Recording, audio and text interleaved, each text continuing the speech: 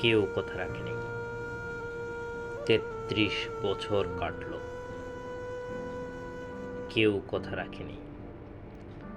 ছেলেবেলায় এক বষ্টমী তার আগমনী গান হঠাৎ থামিয়ে বলেছিল, শুক্লা, দ্বাদশের দিন অন্তরাটুকু শুনিয়ে যাবে।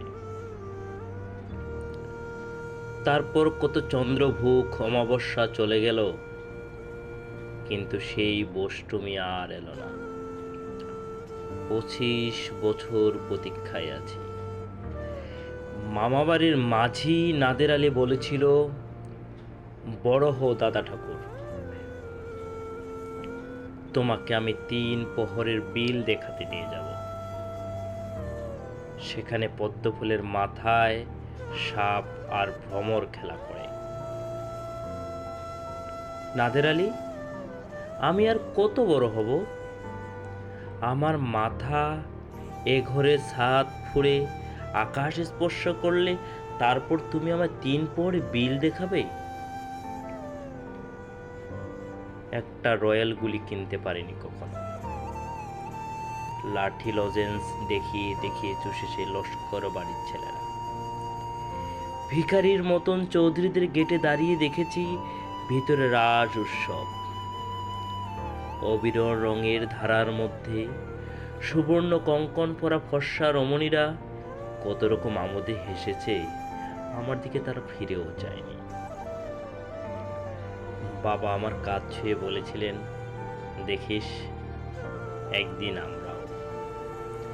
বাবা এখনো আমাদের দেখা হয়নি কিছুই। সেই রয়েল গুলি, সেই লাঠি লজেন্স, সেই রাজ উৎসব আমায় কি ফিরিয়ে দেবে না?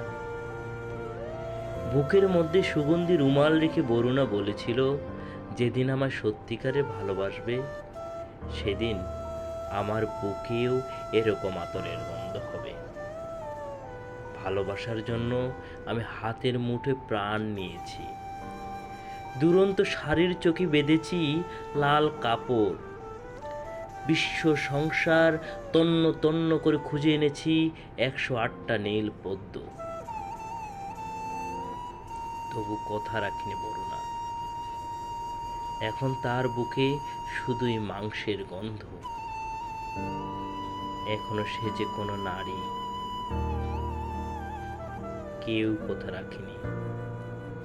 ৩৩ বছর কাটল, কেউ কথা রাখেনি।